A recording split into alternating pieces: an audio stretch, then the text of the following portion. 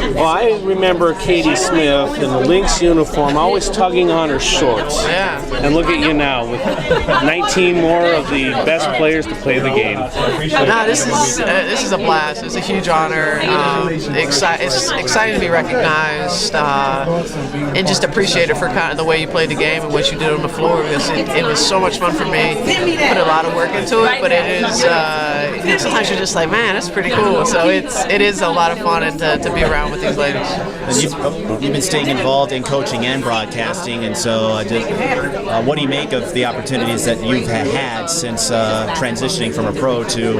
I think it's huge, and I just think in general, not only just the WNBA, but athletics in general and basketball in general. I just think it broadens your world, the people you meet, your teammates, how to work with people. It just has opened so many doors. And as a little kid growing up and playing basketball, I would have never thought this is what my life would have done and taken me. And it's just been a huge, surprise every time you open the next door. It's like, what can happen next? All because of basketball. So now tonight starts game one of the finals.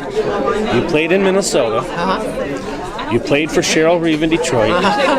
Brian Agler brought you over here into Minnesota, and you also played for him in Columbus. Are you a little conflicted right now? A little bit. I am. It's tough to be a little biased with some of these things, but I'm excited for both of them. I have the utmost respect for both of them, and I can call them my friends, and they've taught me so much of the game, and I'm excited for them, and I think it's going to be a really great series. And coming here, you've done so many times as an opposing player and a coach. Just what have you noticed in terms of how the culture has changed and how people have really embraced this team in the last few years? Obviously the diehards are still here. I just remember my first, when I was here for the 6.5 years, they were awesome. They were out all the time. They were always engaged. But the fans, you watch the games on TV, the arena's packed.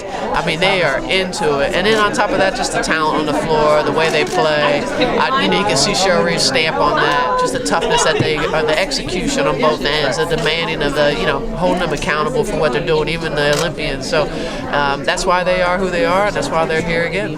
When you were in a Lynx uniform, what was your most special moment? You know what? I don't know if there was one. It was just, honestly, I had a great time being here. And we were always kind of that middle of the road, and especially in the West, it was very talented. We just couldn't quite get into that upper echelon. But I just had a blast coming to play in front of our fans and then getting to know the fans. That's honestly where I really enjoyed it. It's like after games and when you're here in the community, you're able just to get to know them. But I love playing here, and I love the way people obviously showed up for us, every single night. We touched on some of your post-career avenues. How would you say overall the sport of basketball, what has it done for you in terms of the opportunities you have now? Obviously coaching. Without basketball, probably wouldn't have ventured off into that. And then obviously the relationships that I made while playing. Bill Lambier, being the head coach now gave me an opportunity to be on the other side. Broadcasting, being able to go on that path because of players probably before me that opened that up. And then so those are like the things, but it's all about the connections and the people that you got to know, but also learning the game and hopefully continue to grow and be able to talk it and teach it as well as you can.